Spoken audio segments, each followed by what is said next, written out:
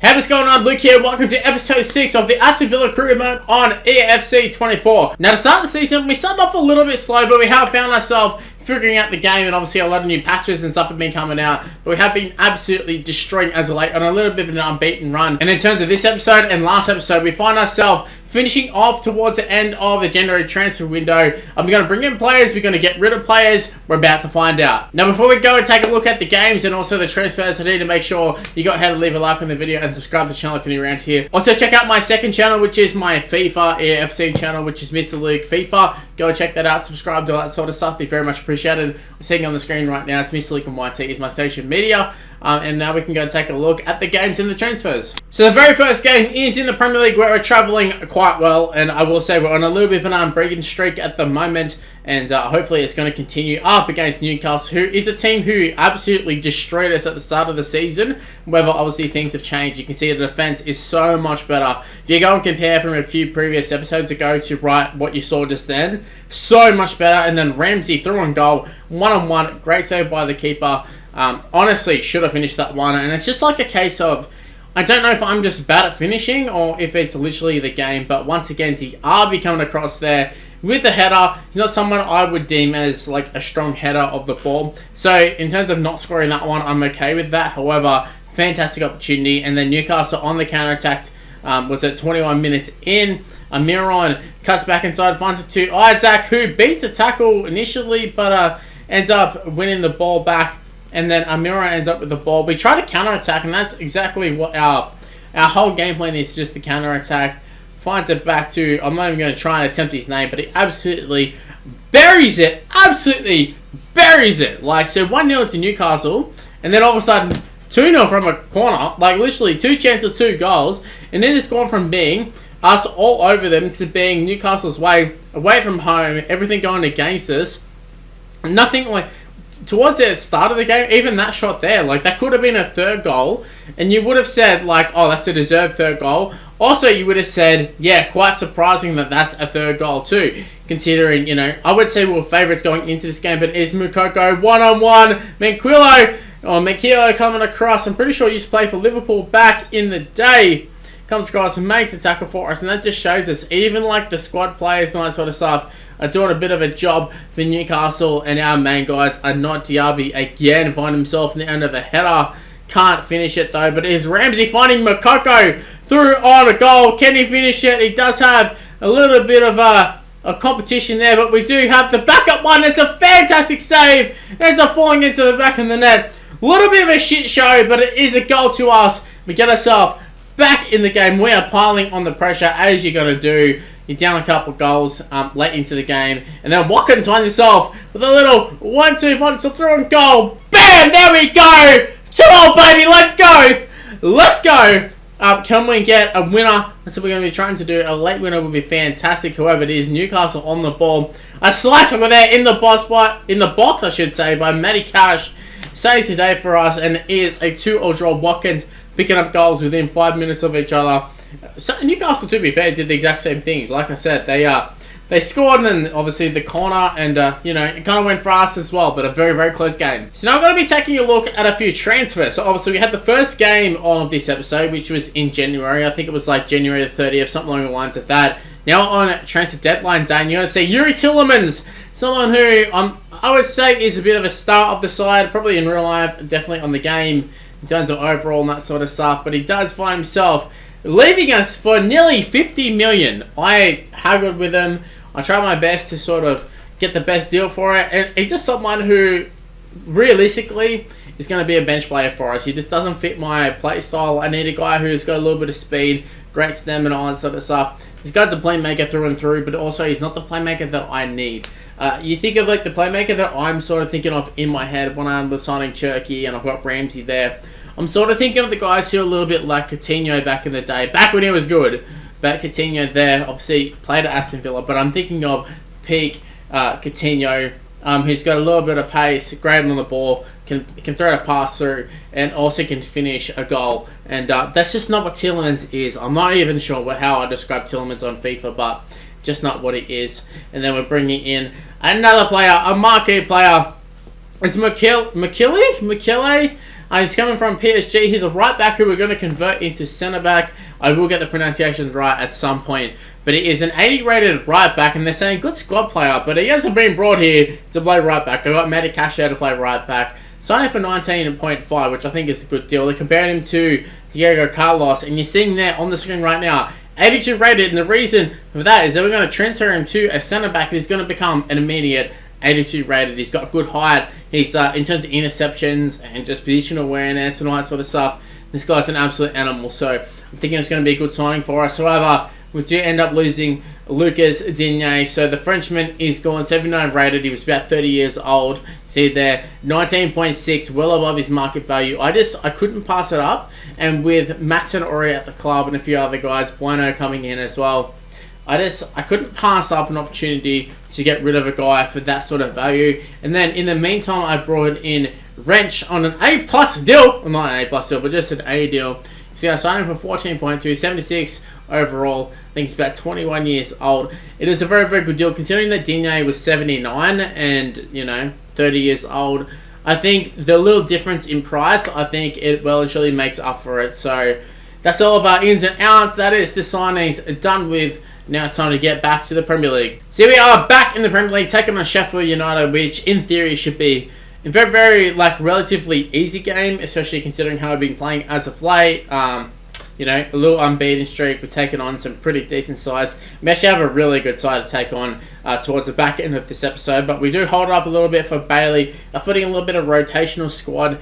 And that is the one thing that I have struggled with is depth in terms of, we have a very, very strong first 11, but in terms of bringing in your backup guys, they're not bad, but just in terms of when I play with them, I do notice a considerable difference in terms of playing with them. But Watkins has been an absolute standout throughout the season. I thought we were going to take a 1-0 lead, but it is Sheffield United on the attack. A fantastic save there by Martinez, keeping us in the game. Here's someone who is fairly decent overall for a goalkeeper, especially on this EAFC. And even in previous EAFCs, 85 rated, nothing to scoff at. But we do find Watkins through on goal there. 1-0 to us up against Sheffield United. And at that point, I was like, alright, that's the goal that has been coming for quite some time. But just in terms of the goalkeeper, it is one position that I have not looked at in terms of improving. Because I'm like, that's it. However, you see a goal like that, and this is something that I've noticed in terms of other people's career modes, I get frustrated and I say, hey, I need to sign a new goalkeeper.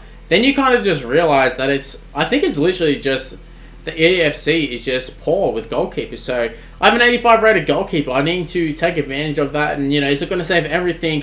But it is going to save enough to give us opportunities like that. We go ahead and extend our lead, or get the lead back, I should say. A 2-1 lead, falling into the 59th minute. Through on goal, it is Watkins. Is he going to bang it home? I tried a little chip, tried to dink it over. Something that I had done in maybe 10 years ago. It was a big thing for the chip. Wasn't sure about that one, but I thought, let's just do it. The alternative is to do exactly what we just did there with Ramsey. And obviously, we're 0-2 for goals. But the most important thing is that we actually have a 1-goal lead. So we just need to hold on to that one. But it is Hamer, the number 8 there for Sheffield United, sort of dancing along into the box. Gets a shot off, and it is deflected into the goal. And at this point, you best believe I was swearing. I was coming up with every cuss word as humanly possible, to be honest with you. And I was definitely raging, but it is Watkins who is brought down, not quite on the edge of the box, but I wouldn't have been surprised if it was like a yellow, a red. I think it might have been a yellow, but gave us a great opportunity, and we haven't scored from a free kick, but I'm expecting us to score quite soon from a free kick, so that could be quite interesting. I don't know if I'm thinking it's easier than back in the day in terms of the old free kick methods, but I am somewhat liking it. But it is Watkins who's going to go and get us a late lead, 87th minute. We are in the battle for the top 4. So the fact that Watkins have just absolutely buried that one. Nice little run, I think, possibly by Mellon. Goes through, gets the pass away to Watkins. He gets a double. We end up winning 3-2. Fantastic finish to the game. Keeps us in the contest for the top 4. So late winners, Watkins gets us a win against Sheffield United. But obviously, the difference in class, honestly, from Sheffield up against Man United, it is a little bit different. I know Man United, you can say all you want about them in real life, but they are a very good side on FIFA. However, fantastic start to the game. Pretty much from the kickoff, find ourselves up the wing, we square it across, and then we end up scoring our first goal of the game. I didn't even catch it, I actually scored it, but pretty much just squared it up. And literally, just then, they've scored an absolute bloody worldie with Rashford there. I thought nothing was on. And I'm sure you, watching it back, you're like, why are you showing this highlight? Nothing's happening. All of a sudden, they take the shot. Bam! It is 1-0. And then all of a sudden, bam! It is 2-1, I should say. And look, a fantastic performance by Man United so far. The goals that they scored have been absolutely fantastic. However, also doing things like that where, you know, Eriksen is arguing with the referee, but at the same time, I think it was a clear-cut foul. And it just kind of shows you we can skin an opponent if we need to. However, it's just a matter of finishing it, and that's exactly what we need to do right now. Ramsey gets the ball, Malin plays it to him. Going to try and, you know, cross it over. Doesn't quite get to him, but it does give us a corner. I'm going to try and take advantage of that. Ramsey with a few skill moves there. Plays it to Diaby. Is he going to shoot? Yes, he is. Great save by Onana. I believe it's Onana in goal, pretty sure. But obviously, they're just holding on there. So it is a 2-1 lead to Manchester United at this point. And I'm starting to think, oh, we're running out of time here. But it is Chewy playing the ball to Watkins. He's through a goal. Bam! Another goal for Watkins. Absolutely fantastic. Ollie Watkins, you are an absolute star. Not sure sort of what you like in real life, to be honest with you. But absolutely fantastic for me. He's got the height, he's got the speed, the finishing is half decent, and it is actually him on the ball. Plays it through to Makoko. Can we get a winner here against Man United? At home? No, we can't. We get tackled, and that is going to be, the game is going to be a 2-2 draw to Manchester United. A couple fantastic goals from them, and that's kind of what separated it. And that's what I'm finding with these great sides, is that the individual players are going to come out and absolutely just score a worldie, and that's something that is realistic, but also frustrating. So with the draw to Man United, we come into the last game of the episode, which is the game against Fulham. So we are on our unbeaten run, and we start off the game. And I would mention playing highlights too, which you're going to be able to see it. You'll see like the 3-2-1s, and you're going to see some weird goals. You're seeing the 3-2-1s there. We have a 1-0 lead, which is a great start, but also the highlights are so hit and miss. Like, sometimes you have heaps of highlights, sometimes you have absolutely none, sometimes you have no decent ones. You'll be throwing goal with like a random through pass, and there'll be a player at the bloody corner post. It's kind of just how it is. But we are defending quite well, and you can see here, it is Malin taking the free kick off the crossbar. Watkins follows it up, scores another goal, and it is now 3-0 to us. We're absolutely belting Fulham, and that's how it's going to end the episode there. 3-0 win to Fulham. So we are undefeated in this episode. Obviously, not all wins, but we have taken on some decent opposition. And then Fulham, we've absolutely buried there. Put the sword in, 3-0 to them. So a fantastic way to end the episode. Anyways, a few games there, a few transfers as well. That's the January transfer window over and done with. We find ourselves in the top 4, I should mention. So shout out to Aston Villa. Shout out to the players that we bought. We're absolutely killing it at the moment.